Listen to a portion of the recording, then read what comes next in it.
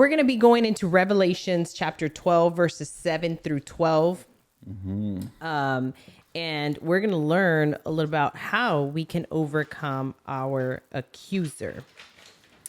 And it says, then there was war in heaven. And this is the book of Revelation, right?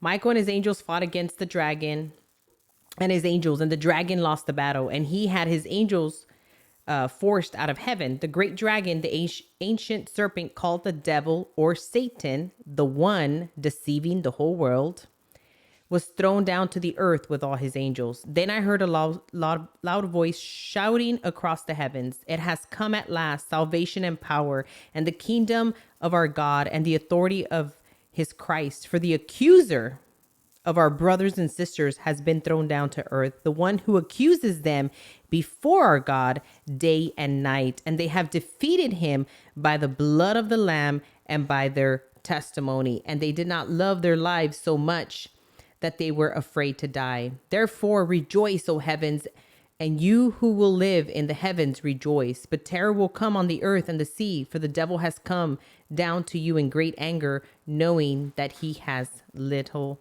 time. Man, you know, what's interesting is we've been talking a lot and learning a lot about Satan, his strategy, who he is. And well, that's exactly who he is. He's an accuser. But when you think about verse 10, it says, the one who accuses them before our God day and night. He's relentless. He's relentless, right? He accuses day and night, nonstop. Like, that's his 24-hour job every day of the week, every week of the year, right? It's like nonstop. 365 days a year, he is relentless, accusing us before God. And that's exactly what he's trying to accomplish. But what's interesting is he doesn't just accuse, because what happens when somebody accuses someone? What are they trying to accomplish? Is get you to what? Making false accusations. What? I'm sorry. So he wants you to agree. Oh. And so that's where, let's talk about the difference, right? So when you are trying, when Satan is trying to bring accusations, right? And when he's being the accuser that he is, when those thoughts come reeling in and he's trying to get you to think, oh, this person is doing this or this person's doing this. He's accusing, right? He's accusing someone. Maybe a thought goes into your head and you're thinking someone's doing something, and that's maybe because they said something a certain way and that wasn't even their intention at all. But Satan creeps in, right?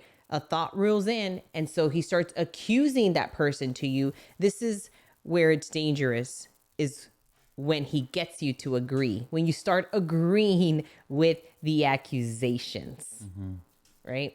When you start agreeing with the accusations, that's exactly what Satan did with Job. He went to God and accused. He's an accuser. Okay. So this is how we know he's the accuser, because he accused that the only reason Job was so faithful to God was because he had everything. And that's what he does. He accuses. So I encourage you, whenever, those minds, those, thoughts start coming in, I want you to start reeling them in, right? Yeah. Like if you're fishing, you want to reel them in. But most importantly is don't agree with them.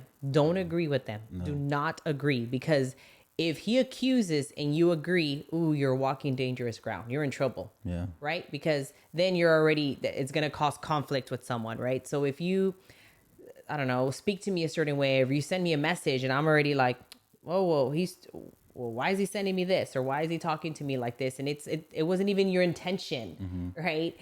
Man, it's already causing conflict, and that's what he wants. It's exactly what he wants. He's an accuser. He wants to cause fights, conflict between relationships, between each other, between our brothers and sisters in Christ, between our friends, between all of us, right? And in the different relationships that we carry. So just remember, when he's trying to accuse and trying to get you to agree, number one is we've already overcame. We know that. We've already overcame because we know that Jesus died on the cross. And number two is, though, continue to remind yourself, right? why you're a soldier for Christ. Why? It's because of what God continues to do in your life. What has he blessed you with? Right. So instead of focusing on what you don't have, focus on what you do. Right. What has God given you? What is he blessing you with?